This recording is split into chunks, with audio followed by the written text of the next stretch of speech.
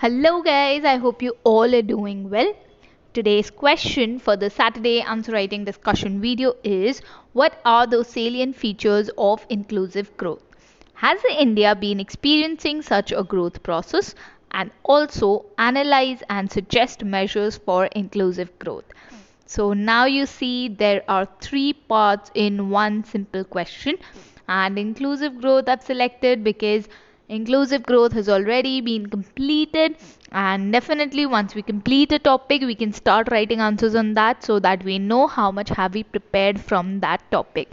So here there are three questions in one big question, and it's 250 words, so you need to know how to divide it so that you can write all your answer, you can bring in all the points and still it's complete. So introduction has to be one line, and let's look into the rest of the video to know the answer.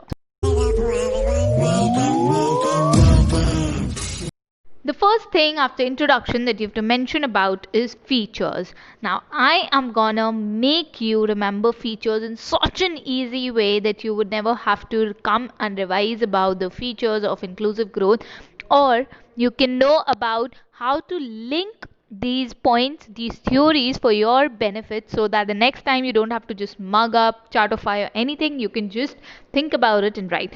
So when you'd seen in the video, there were elements of IG that we discussed. The first was skill development. Now how can you use this as a weapon for your answer this time when you do not actually know about the features?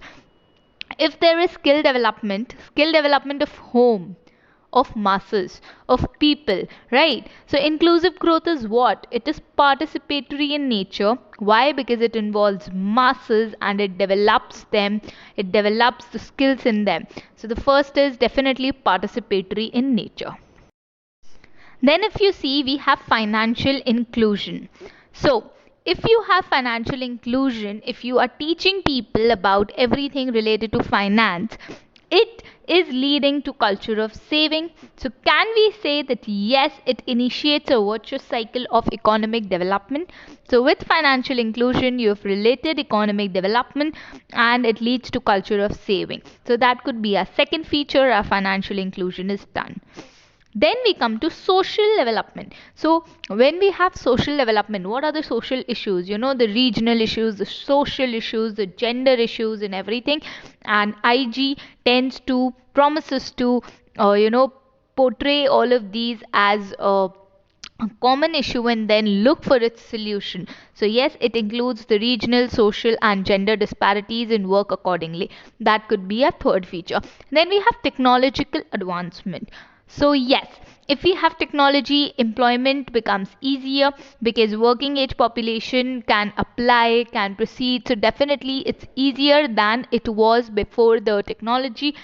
The health, the education, the vocational training, the skills all can be implemented through the technological advancement.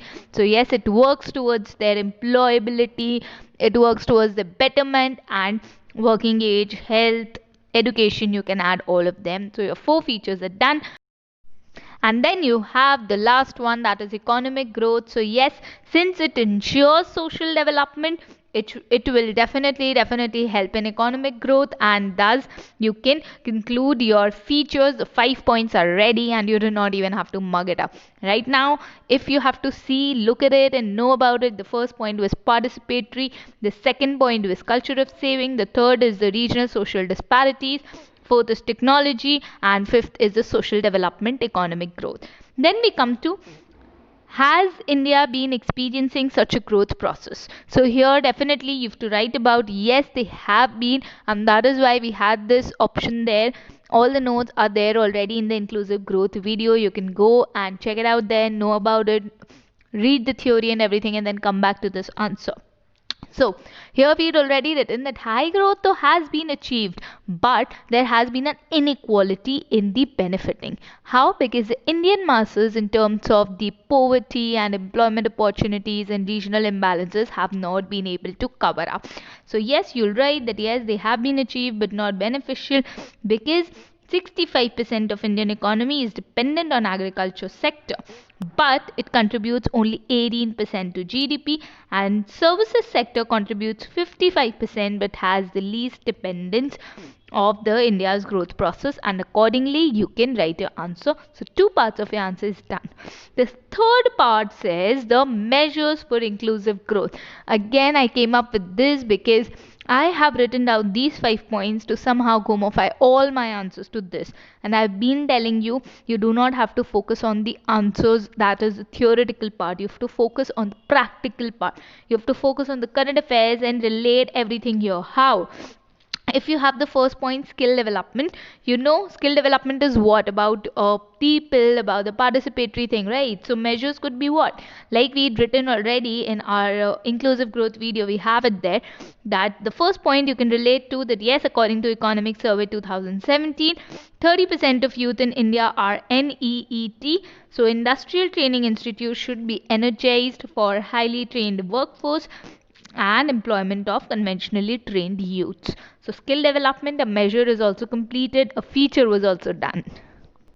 The second thing, the technological advancement, if you take example of that, yes, we know that it has capabilities to both decrease or increase inequality issues.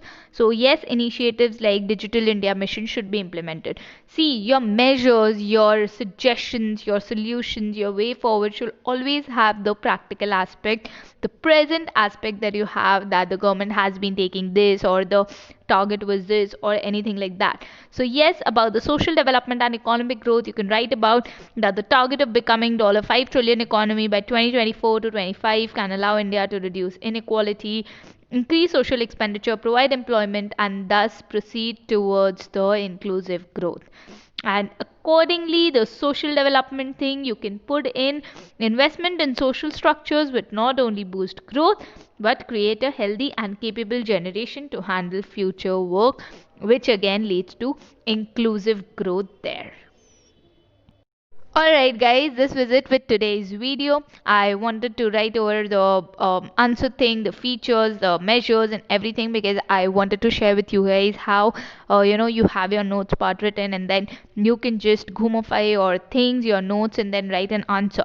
What most of us initially focus on is that if you come across a question, what are the salient features of inclusive growth, and then when you look at your note, you'll realize, oh, I haven't written features, so I'll have to go and write features also and then mug it up. In that way, you're just increasing your notes, which you have to come back to revise. So instead of that, what we can actually do is we can make notes in such a way that if we are asked to write challenges, we write gumify them and write challenges. If to write features, you make your notes so flexible that way. And what you have to do is you have to do a personal touch to that with all the facts and the figures. Like when it was features, your viewpoint towards the same words became different, and when it was measures, your viewpoint towards the same words became different.